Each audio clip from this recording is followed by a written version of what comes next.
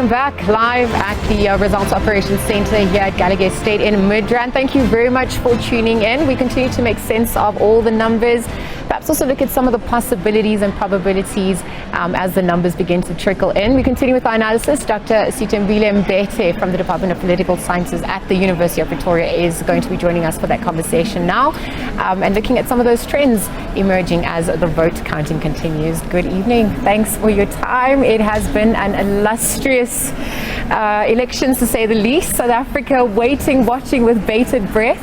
So, good evening. Good evening. And for Good everyone start. who's watching me scribble things, it's because we just had an update on the board. Yes. With the so there's just been an update on the board. We're now at 38.84%. Yes. Of voting districts counted. Yes. And so that updated the results on the national ballot. Yes. And so it updated the results for all of the political parties. So when I sat down here with you, yes, the ANC was at about 1.8 million or so votes. And then as the out of 5 million counted, yes, and then as the update was done, the ANC crossed the threshold of 2 million. So the ANC is now at 2,133,000 votes and 454. The DA is at 1,213,264. So the ANC is now at about 43%. Yes. Out of the 5 million votes that are counted. The DA is at 24% out of the 5 million votes that are counted. So that's an increase, I think, of about 3% for the DA, a drop of about 14 percentage points for the ANC from 2019. And then we see there that the EFF is still lagging behind Umkhonto weSizwe. EFF is at 467,000 votes and 99. And so that makes it about, sorry, I'm just doing a quick calculation so I can talk about obviously did. She's literally live data crunching. That's about 9.3% for the EFF. Okay. And then for MK, it is about, with what we have so far, that's about 9.6% for MK at this stage, with 38.84% of the vote counted, of the voting districts counted, yes, which makes up about 5 million actual votes that have been counted. And I think there's something interesting that's happening here, and I was listening to the conversation that you were having with the CSIR earlier, is that what we're seeing is that with a lot of the more northern provinces, so by about midday today, we had the majority of voting districts counted in the Northern Cape, in the Western Cape, and we had about just under half of the Eastern Cape counted. So the Northern and the Western Cape were almost were well over 50% of them were counted by about midday, 1 o'clock. And so now we're seeing that the other provinces, particularly the more northern provinces, Gauteng, Limpopo, Northwest, Mpumalanga, are catching up. KZN and Gauteng are the two provinces, though, whose results have lagged. And we know that in Gauteng we had voting stations closed very in the early, actually like 5 a.m. this morning when I woke up to prepare to come here.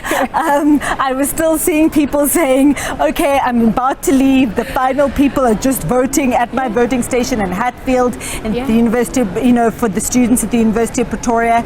And so because of those delays in voting and how late voting stations closed, that then created delays in the counting of the results, because remember, the count of the vote happens at each voting station after voting closes. And then what happens is that the results from each voting station get sent to the IEC's regional offices, and then they need to be put into the system, and then they need to be audited and checked. And so it's only those results that are actually audited that make it onto the screen over here. Yes. And so because of the delays in the voting stations closing, and then there were the delays in the count happening at the actual voting stations, and then there was the delay in doing the data capture, and then there's been the delay in the actual auditing, the results are coming in, and this has been a challenge for the CSIR, is that the results are coming in batches. So what we ordinarily would have had, and what we've had in previous elections, is because there's this flow, right, of the voting stations closed, then results happen, and then things go to the IEC. There's this steady stream of results that come in over the course of the hours after the election has closed, right, and has ended. What we've had this year is that because there were all of these delays and quite localized backlogs, right? So we know, I think it's Region 3 in Gauteng or in the city of Johannesburg, where voting materials arrived late, and so voting started late and then closed late, whatever. We saw what happened at Wits University. We've seen what's happened in some parts of Tshwane. And so because there've been all of these delays, and it's delayed the whole process, you've got these batches of audited results that are coming in at a time, and then huge lags in between.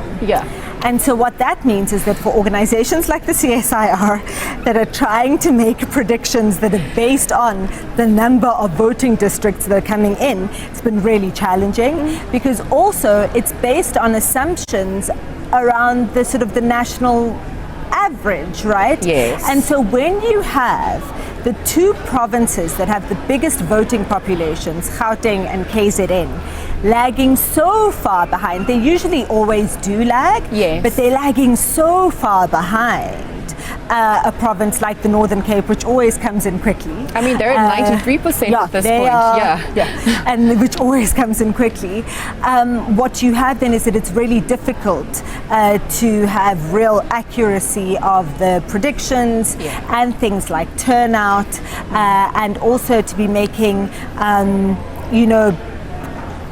accurate predictions also around the newer entrants. And in this election, we have a lot of new entrants, one particular new entrant that's making a big impact on the whole election. And so, so by this stage, ordinarily, so in 2019 when I was here, by what time is it? 21:45. So by 9:45. On Friday night. We had a pretty good idea of what the whole result was, how much the ANC had lost, what we could predict how many seats the ANC would get and other parties were going to get in the National Assembly. We could predict what the what the provincial governments were going to be, everything. We are not there this year.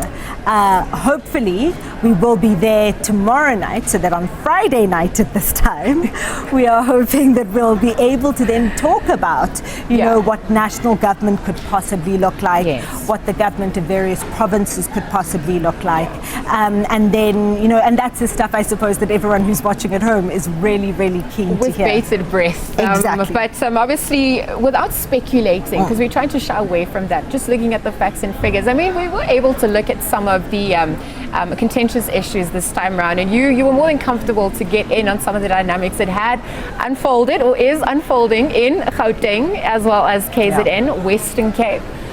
What are you surmising at this point with the entrance of the new players, independent candidates as well? How has that infiltrated the political landscape at large? So what I want to say is that we haven't seen independent candidates have as big an effect as was hoped.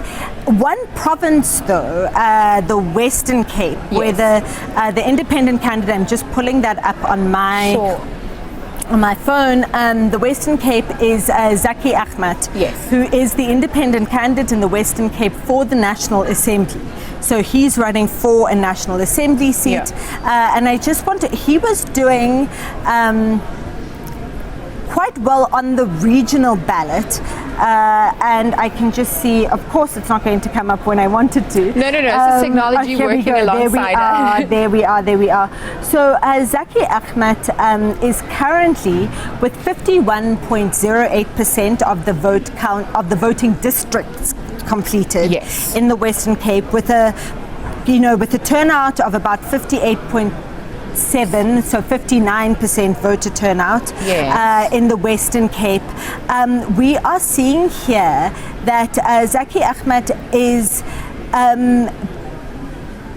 at 3,150 votes, which is about 0.38% of the vote, and that puts him ahead of in the Western Cape RISE, PAC, ATN, UDM, Action SA. It puts him behind Bossa MK, interestingly, which has 4,130 votes in the Western Cape regional ballot. The three biggest parties in the Western Cape currently are the DA, the ANC, and the PA. The DA is at 52.57%, which means that it'll be able, so that's the DA's share to the National Assembly. If we look, though, at the provincial result for the Western Cape, then what you see is, let us wait for this to update and to refresh, is that the Western Cape is similar numbers for the DA, so it does look like the DA will be able to hold on to its majority in the Western Cape and be able to govern without a coalition.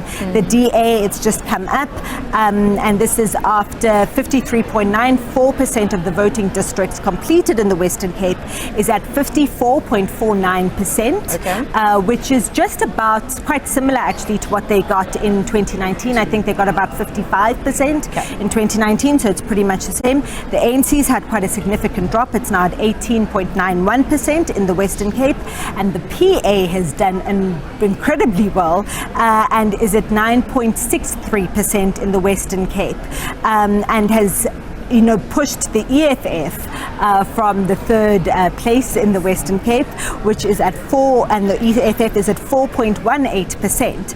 A party that we didn't talk a lot about is CCC, the Cape Coloured Congress, which is at in the fifth position in the Western Cape legislature with 2.76%, and has knocked the FF Plus down a bit, and the FF Plus, which had made quite a few gains at the expense of the DA in 2019, looks like it's lost support back to the DA now. So the FF Plus is at 1.71% in the Western Cape for the provincial legislature.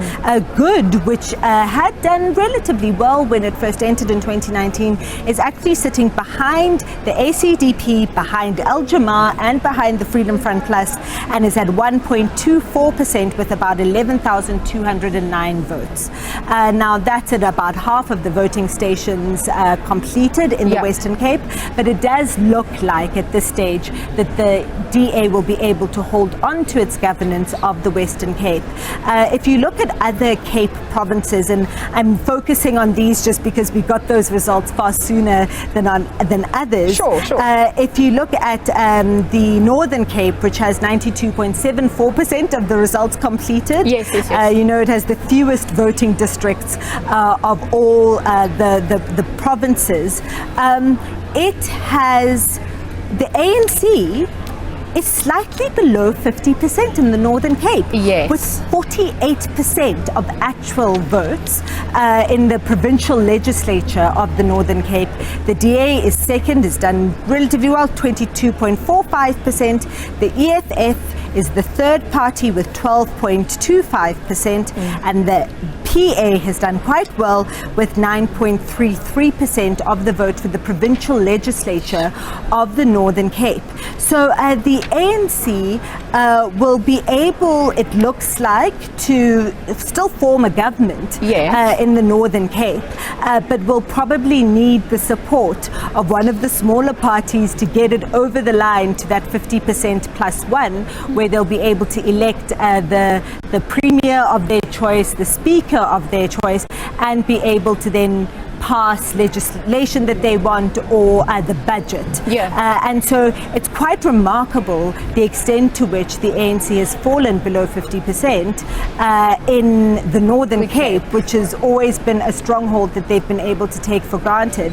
But yesterday, when I was speaking to some people who are in Uppington, which is, you know, close to the Namibian border, they were saying that they didn't expect turnout to be very high in that particular, you know, in the voting districts in that town, just because there was just a lot of disgruntlement with the ANC and not really wanting to participate in the election. Something that I do want to point out is that the number of spoilt votes, something that some of us were quite concerned about with this election, was that we were going to have a very high number of spoilt ballots because of the confusion with, you know, the 3 different ballots, and 100%. People didn't know what to do.